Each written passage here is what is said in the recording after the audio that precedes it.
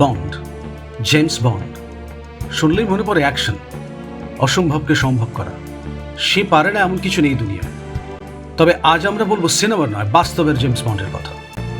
আ fearless spy, এক বাঙালি গুপ্তচর যে শত্রু শিবিরে ঢুকেছিল মৃত্যু হতে পারে জেনে। 1970 কলকাতা, রয়ের ইস্টার্ন কমান্ডের অফিস।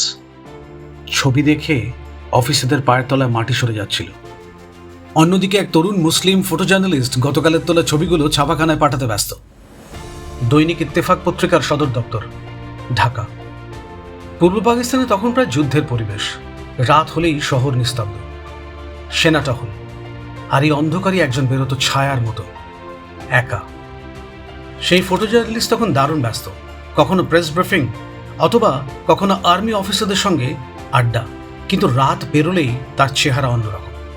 সে ঘুরে বেড়াতো শহরের এক প্রান্ত থেকে ও প্রান্ত। এর পরের কাজটা আরো কঠিন।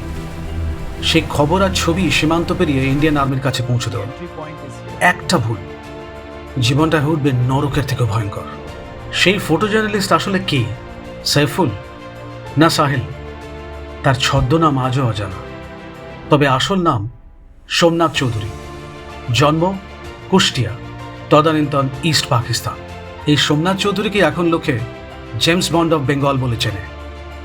ঠিক 1 বছর পর 1971 মুক্তিবাহিনী তখন তৈরি হচ্ছে তার শেষ যুদ্ধের জন্য। শুরু হলো মুক্তিযোদ্ধাদের ট্রেনিং ক্যাম্প। একটা খুব গুরুত্বপূর্ণ ক্যাম্প ছিল ডুয়ার্সের মূর্তি নদীর তীরে। আর এর প্রধান ভরসা ছিল সোমনাথের পাঠানো ফটো আর তথ্য। সোমনাথের ছিল ক্ষুরধার বুদ্ধি আর সরল চেহারা। অসাধারণ উর্দু বলতে পারত আর মিশতে পারত দারুণ। সবাই জানতো সে এক ধর্মভীরু মুসলিম। তার গলায় সবসময় একটা তাবিজ থাকত। কি ছিল সোমনাথের এই তাবিজে? জানলে কিন্তু সত্যি অবাক হতে হয়। এই তাবিজ কিন্তু তার মৃত্যুরও কারণ হতে পারত। তারপর এলো সেই দিন, 1971 সালের 16ই ডিসেম্বর।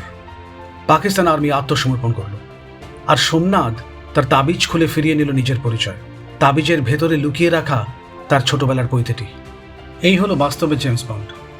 তাদের না আছে গ্যাজেট, না আছে গাড়ি, সম্বল শুধু বুদ্ধি, সাহস আর দেশের প্রতি ভালোবাসা।